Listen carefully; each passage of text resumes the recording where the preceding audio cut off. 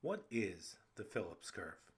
We have seen that monetary policy can stimulate the economy in the short run.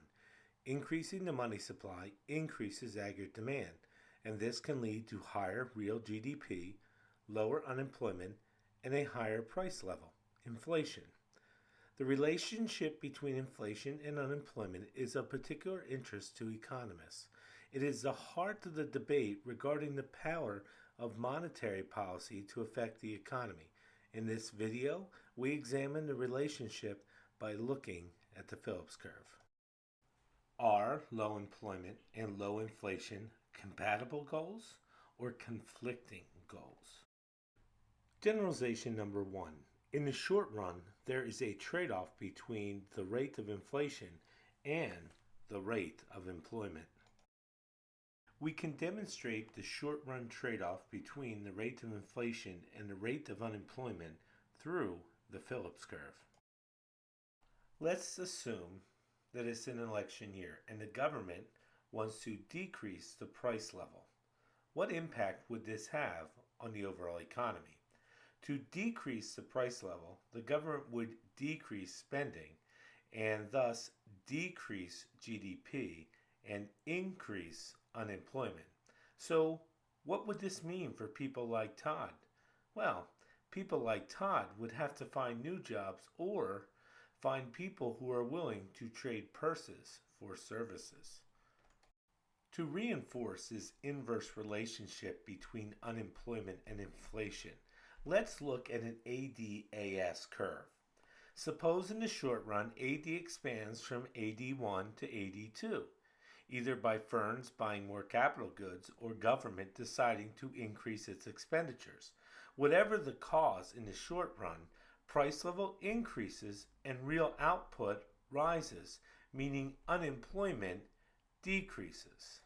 When AD increases, it is good because people have more jobs, but it is bad because goods will cost more.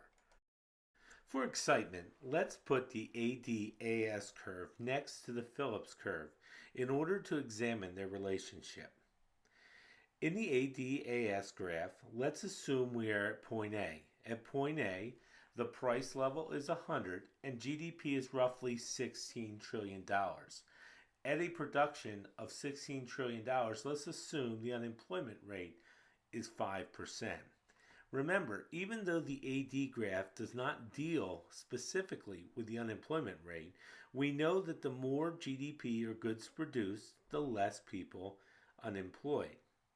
Let's assume the AD shifts from AD1 to AD2. This moves the economy to a new short-run equilibrium, which is called point B. The move brought on a 5% increase in inflation, but it yields a lower unemployment rate of 3%. So what does a shift in the AD curve look like on the Phillips curve? The shift of the AD curve causes a movement to the left on the Phillips curve. We would go from point A to point B. With this movement, we can see inflation increased by 5%, but unemployment decreased to 3%. What you need to remember is a shift on the AD curve causes a movement on the Phillips curve. Why does a rightward shift in AD cause a movement to the left on the Phillips curve? The AD curve and the Phillips curve are mirror images of each other. The x-axis on the AD curve is GDP, which is directly related to employment, but on the Phillips curve, the x-axis is unemployment. The important takeaway here is that a shift in the AD curve to the right causes a movement to the left on the Phillips curve. Whenever examining the AD graph and the Phillips curve, think about that mirror image. Generalization number two. Aggregate supply shocks can cause higher inflation and higher unemployment. The give-and-take relationship during the 60s was demolished during the 70s. In the 1970s, the economy experienced both high employment and high inflation. This was called stagflation. In the 1970s, there was a high increase in the price of oil. The increase in the price of oil caused the cost of production to increase, so overall production decreased. The decrease to the left in supply caused a situation where we had high inflation and high unemployment. Economists struggled to fit this new economy into the Phillips curve because there was no longer a trade off between inflation and unemployment. How will a shift in the supply curve impact the Phillips curve? How do we show an increase of inflation and an increase of unemployment on the Phillips curve?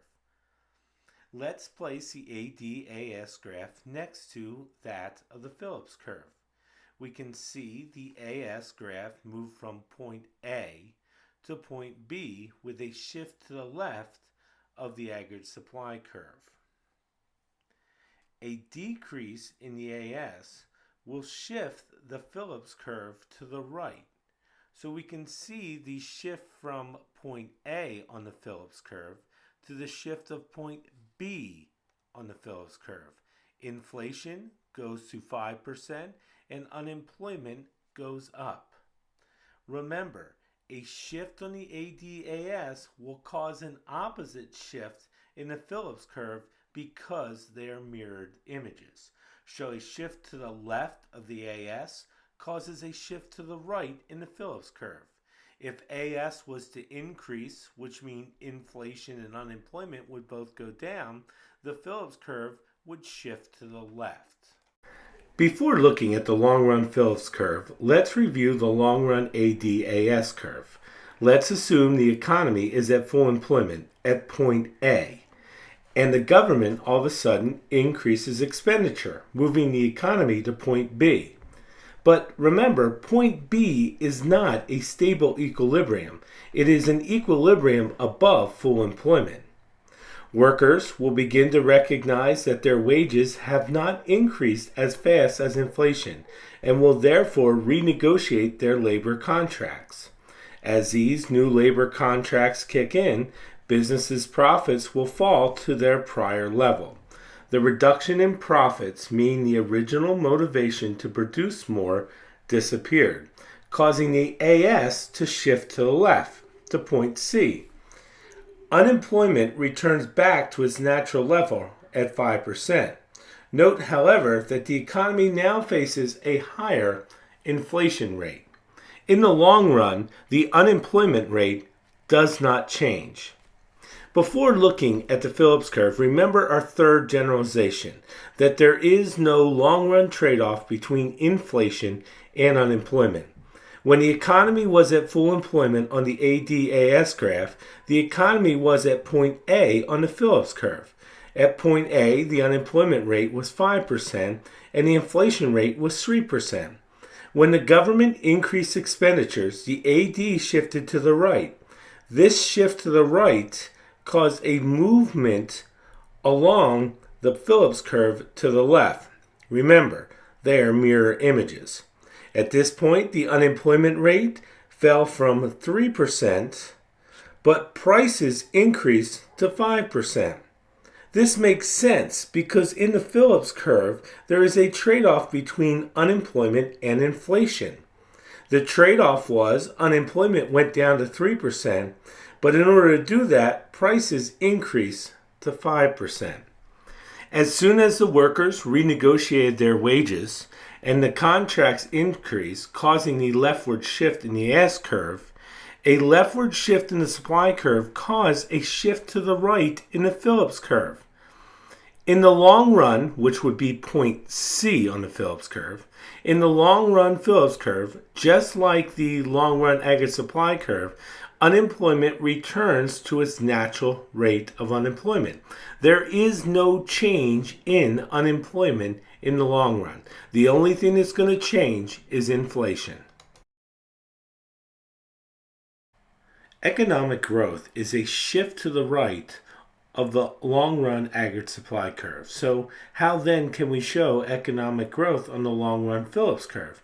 Remember, the Phillips curve and the ADAS are mirror images of one another. So economic growth can be shown by a leftward shift in the long run Phillips curve. In review, a rightward shift of the AD curve of various sizes yields the generalization that higher rates of inflation are associated with lower rates of unemployment, and that low inflation is associated with high unemployment. This inverse relationship is known as the short-run Phillips curve. Remember that the AD curve and the Phillips curve are mirror images of each other. The x-axis on the AD curve is GDP, which is directly related to employment. But on the Phillips curve, the x-axis is unemployment. The important takeaway from this is a shift in the right of AD causes a movement to the left in the Phillips curve. Whenever examining the AD graph and Phillips curve, think of that mirror image. Although there is a short-term trade-off between inflation and unemployment, there is no long-term trade-off. Workers will adapt their expectations to new inflation realities, and when they do, the unemployment rate will return to its natural rate. So the long-run Phillips curve is vertical at the natural rate, meaning that the higher rates of inflation do not permanently buy the economy less unemployment.